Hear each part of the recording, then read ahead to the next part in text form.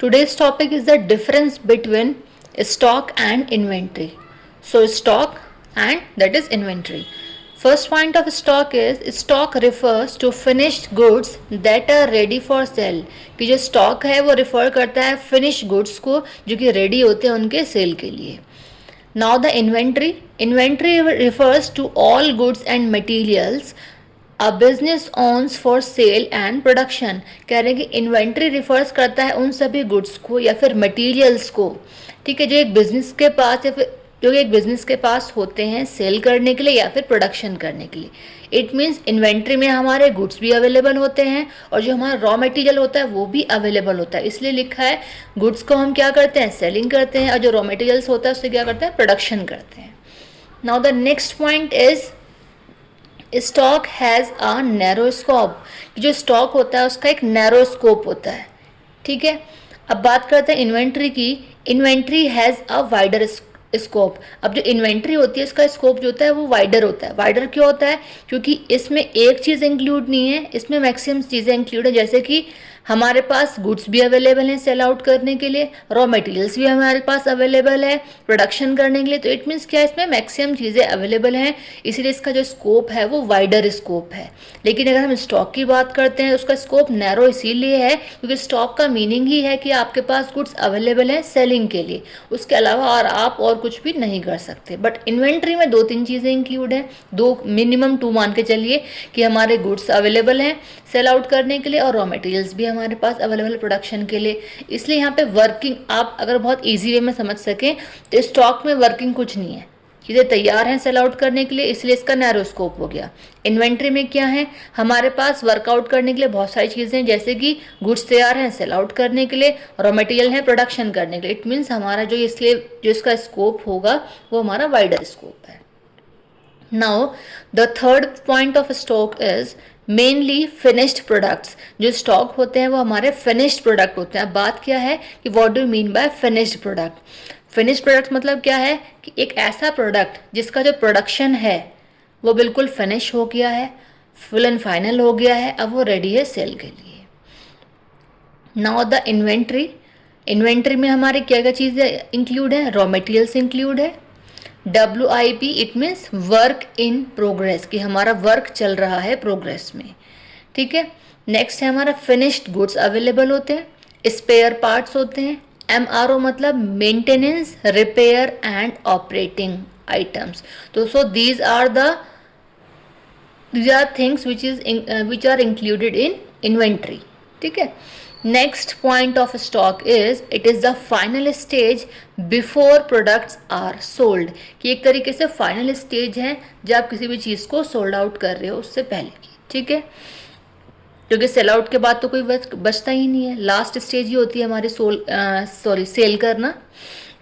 Next point of inventory is it includes every stage from raw material to finish product. कह रहे हैं कि इसमें इंक्लूड होती है हर एक स्टेज, चाहे वो हमारी रॉ मटेरियल से लेकर के गुड्स को फिनिश्ड गुड्स में प्रोड्यूस करने तक की होती है, ठीक है. कच्चा माल हमारे पास आया, इट मीन्स रॉ मटेरियल हमारे पास आया, हमने उसमें प्रोडक्शन किया, वर्किंग की, उसके थ्रू हमने क्या किया, उस गुड्स को फिनिश प्रोडक्ट में ट्रांसफ़र कर दिया. तो ये सारा हमारा इन्वेंट्री का पार्ट है.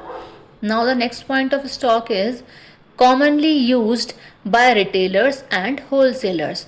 कि जो स्टॉक है वो यूज़ किया जाता है रिटेलर्स के द्वारा और होलसेलर्स. अब बात आती है what's the meaning of retailer and the wholesaler. अब रिटेलर हमारे कौन होते हैं, रिटेलर हमारे होते हैं जो शॉपकीपर्स होते हैं, ठीक है. जो नॉर्मल शॉप्स हम देखते हैं जहाँ से हम किसी भी गुड्स को परचेज कर लेते हैं, तो वो जो हमारे होते हैं शॉपकीपर्स वो हमारे होते हैं रिटेलर्स, ठीक है. जो 10 to 20 50 क्वांटिटी मतलब इस मिनिमम क्वांटिटीज़ में गुड्स को परचेज करके अपने पास अपनी शॉप पे लेके आते हैं, वो हमारे रिटेलर हैं. होलसेलर कौन होते हैं, जो डायरेक्ट कंपनी से, किसी बिजनेस से या किसी फैक्ट्री से सामान को परचेज करके लेके आते हैं बल्क में, ठीक है. काफ़ी मतलब आप ये मान के चलो कि 1000 की क्वांटिटी में 5000 10,000 50,000 इस तरह की क्वांटिटी में परचेज करके लेके आते हैं, इसलिए हमारे होलसेलर होते हैं.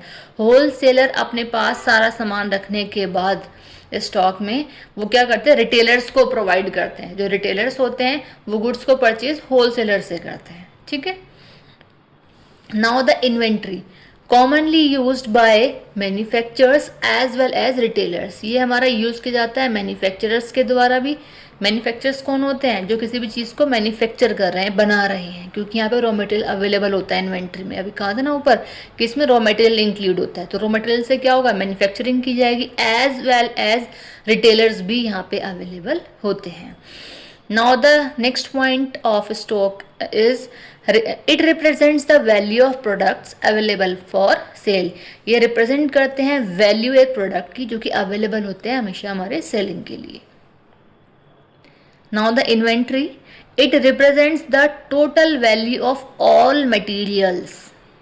all materials मतलब all raw materials की बात की जा रही है। and goods मतलब finished goods in the business।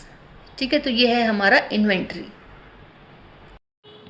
अब हम बात करते हैं next point of stock is it meet customer demand through sales. ये कस्टमर की डिमांड को देखता है कि हमारे कस्टमर की डिमांड क्या है, उसके अकॉर्डिंग ये सेल करता है। ठीक है।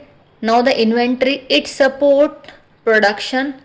ये सपोर्ट करता है प्रोडक्शन को, कोई चीज़ों को गुड्स को प्रोड्यूस करता है, as well as storage and sales. Storage का काम भी करता है प्रोडक्शन के बाद और सेलिंग भी करता है। ठीक है। अब एग्जाम्पल समझते हैं।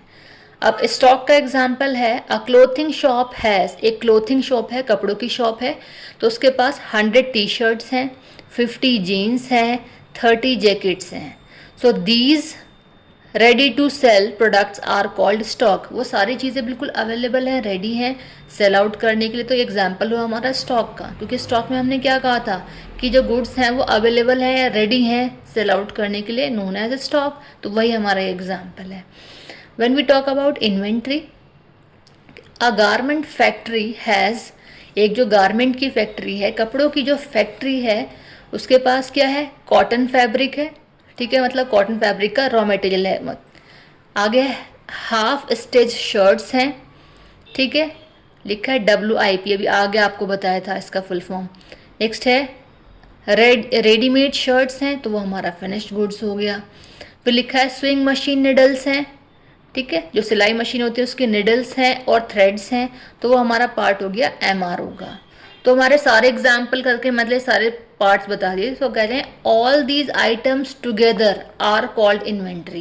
ये सारे जो प्रोडक्ट्स हैं, सॉरी, ये सारे जो आइटम्स हैं, अगर एक साथ इनकी बात की जाए तो इसको हम बोलेंगे इन्वेंट्री, क्योंकि इसमें हमारा कच्चा माल, इट मीन्स रॉ मटेरियल्स भी आ गया, फिनिश्ड गुड्स भी आ गया, सारी चीज़ें इसमें अवेलेबल हो।